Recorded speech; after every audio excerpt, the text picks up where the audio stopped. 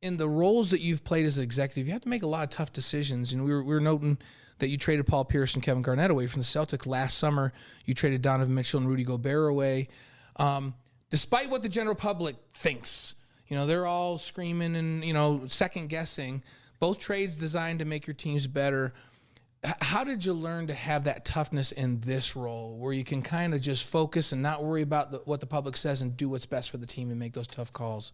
I've just been scrutinized as a player for so many years. I have pretty thick skin. I don't know if I always had thick skin, but I certainly developed thick skin. But trading away good players is always hard. But it's not because of the media scrutiny. It's hard because the relationships that you develop with the people.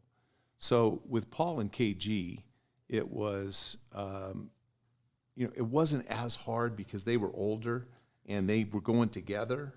And, they had a chance to win, probably more than our team was going to have a chance to win that year. So I had to convince KG. He renegotiated his contract with Brooklyn, and I think he was all in once that all settled in. But it wasn't easy, but it was easy to do because it was a no-brainer choice for our franchise.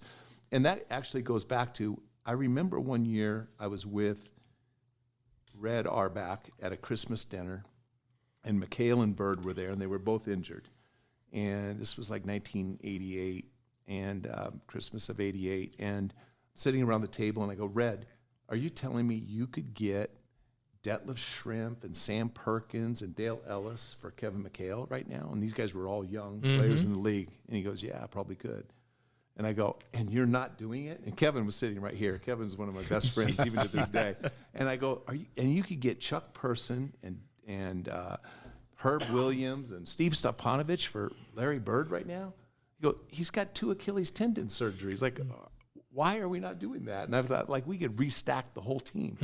And I always wondered about that. But yeah, it wasn't the first time I had trade discussions about Paul and KG, but there was nothing tempting ever. I was going to let them retire as Celtics. But when Brooklyn came along, it was like an absolute no-brainer, something that I had to convince people, this is what we have to do, even Paul and KG.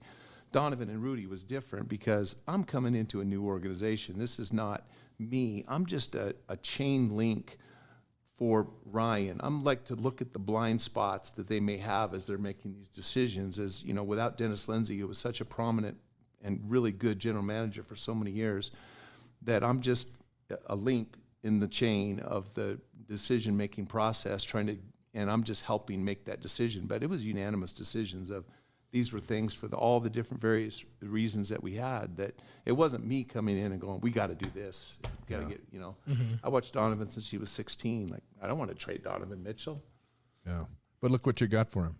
Yeah. I mean, it was good, but guys like Donovan are hard to find. Yeah. And, we're very fortunate that Lowry's turned out to be really good. Colin has played really well for us. And, we got some assets to try to continue to build. When you have those kind of assets, and we asked Jimmer if he had a question for you when he was with us last week. He said, ask Danny what he's going to do with the Jazz the rest of the season. But when you have those assets over the next handful of years, you really have an opportunity to do so many different things. And most teams don't have the freedom that you created in a short period of time. Well, yeah, I mean, coming to the Jazz just a little over a year ago, they didn't really have any. They had sold out and were trying to win, and I can't say that was a wrong decision, but they didn't have any assets really to trade.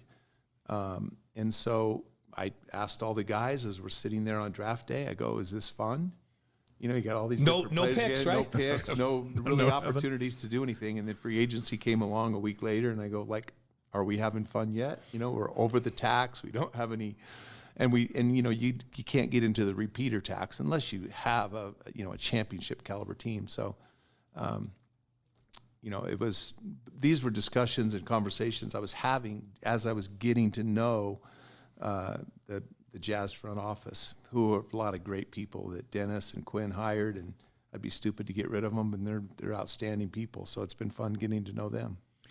Well, it's going to be fun to watch because with assets, that's how you build a franchise and get competitive. And I know your ultimate goal, and I know Ryan's is as well, to win a world championship. Is that possible here? Sure. Yeah. I wouldn't be here if I didn't think it was possible. It's hard to win it anywhere. Winning in the NBA is challenging. Winning playoff series is hard. But yeah, winning is going to be difficult for sure.